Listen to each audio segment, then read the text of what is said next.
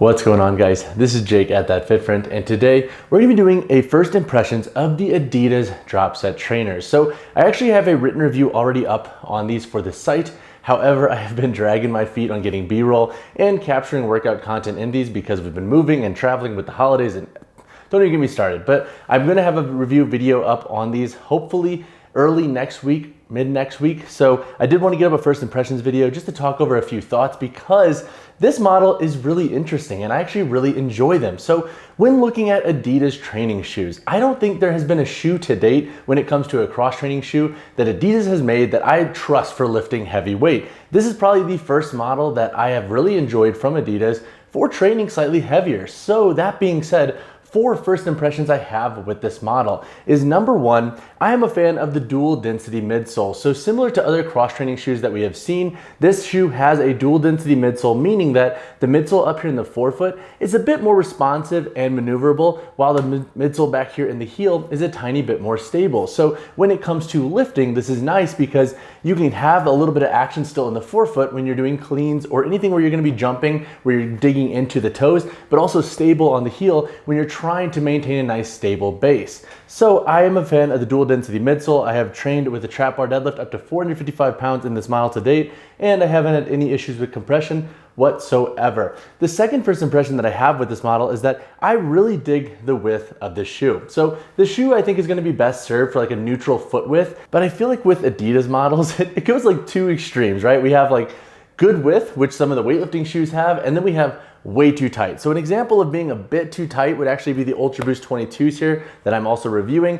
They have a very narrow toe box up here, especially towards the end of the toes, whereas the Dropset Trainers, we have more of like an anatomical shape here. So it is a bit wider up here. So overall, I'm a fan of the width of the shoe. The forefoot and midfoot both have pretty adequate width. And it's funny because if we like look at the heel construction, the heel is actually a bit more narrow in nature compared to other cross training shoes, whereas the midfoot and forefoot in this model, yes, stay a little bit wider. My third first impression is that this is a really good shoe for tackling more athletic focused training. So this shoe does fall a bit short for CrossFit, and I'll mention why in my review later on. But when it comes to athletic focused training, I really like the shoe. So if you are somebody who, let's say, plays recreational basketball on a weekly basis and you want a shoe for doing some of that, and you want a shoe for tackling outdoor workouts in, for doing your lifts, this is one of those models that you can kind of do that in. And that's because the outsole on this shoe grips really well, and the rubber tread and just the overall patterning on this shoe throughout the forefoot, midfoot, and heel do a really good job at giving you nice traction in a variety of training settings. So if you are an athletic focused lifter or athlete and you want a shoe that can kind of play in all the worlds a little bit, this is a good model, I think, due to the outsole construction. My fourth first impression with this model is that while I mentioned that the forefoot and midfoot are a bit wider in this shoe, the heel is a tad bit more narrow. And so this boot that comes up can cause a little bit of friction on the Achilles if you're not conscious of the sock choice you're wearing when breaking these in. Personally, I haven't noticed any glaring issues with Achilles rub and blisters yet, and that's because I've been very conscious of wearing longer socks. When I first put these on, I noticed like there was a little bit of rub there, so I put on longer socks, and I haven't had any issues, and I haven't had any blisters. So that being said, my fourth first impression is that I like the boot construction. I haven't had any issues with heel slip, but this boot up here can cause a little bit of friction. So if you are somebody who knows they're prone to having that area on their foot and ankle blister a little bit, just wear longer socks when you're breaking in. These take about like 1 to 2 weeks to break in, and then you should be fine to go with wearing no-show socks. I wear no-show socks now with these, and I'm fine.